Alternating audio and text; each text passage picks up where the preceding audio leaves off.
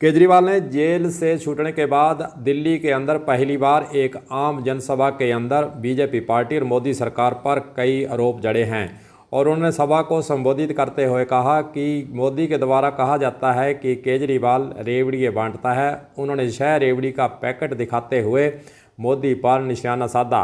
दिल्ली की जनता फ्री बिजली ले रही है, पानी फ्री मिल रहा है, दिल्ली के स्कूलों को शिक्षा अच्छी कर दी है, महिलाओं को बस के अंदर यात्रा फ्री है, बुजुर्गों को मुफ्त यात्रा करवाई जाती है।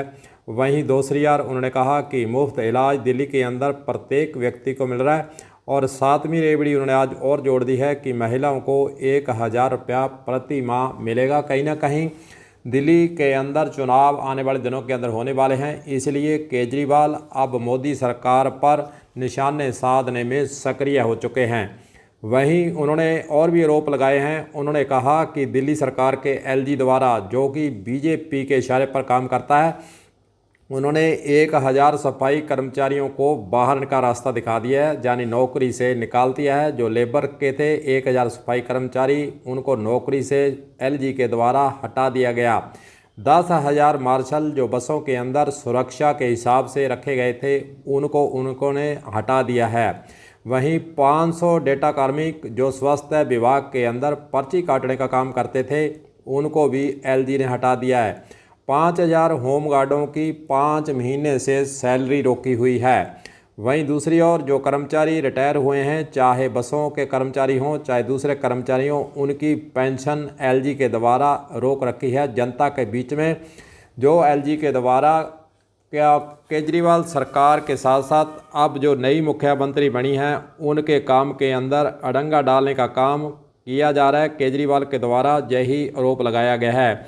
उन्होंने जेल के अंदर जो उनको यातनाएं दी गई, उसके बारे में विस्तार से जनता के बीच में बात रखी है। दिल्ली के अंदर आने वाले समय के अंदर चुनाव है, इसलिए केजरीवाल ने अब मोर्चा खोल दिया है और दिल्ली की जनता से उन्होंने अपील की है कि अगर हमने अच्छे काम किए हैं तो वोट हमें देना और बीजेपी की सरकार दिल्ली के अंदर किसी भी सूरत में बनने नहीं देना। वैसे देखा जाए तो विरोधियों पर बीजेपी पार्टी के द्वारा जो निशाना लगाया जाता है, जहां पर ईडी, जहां फिर सीबीआई के जो छापे पड़ रहे हैं, वह आमतौर पर देखा जाए तो विरोधियों पर ही पड़ रहे हैं। बीजेपी के जो नेता हैं वह साफ सुथरे हैं। इसी से मोदी की जो कार्यप्रणाली करने की बात है वह सामने आती है कि जो बीजेपी के अंदर आ जाता है उसको तो ईडी और सीबीआई के छापों का कोई डर नहीं।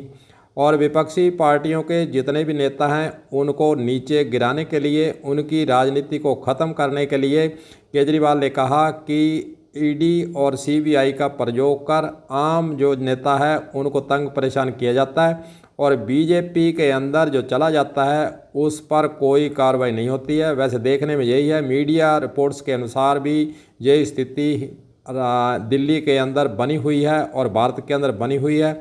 जो विरोधी पक्ष है उन पर छापेमारी की जा रही है, उन पर केस बनाए जा रहे हैं, उनको जेलों में भेजा जा रहा है, लेकिन बीजेपी का नेता जेलों से बाहर बड़े मज़े से आराम से जो बीजेपी में आ जाता है, वह भी अपनी ओर से जो सुख सुविधाएं होती हैं उसका भोग करते नजर आ रहा है।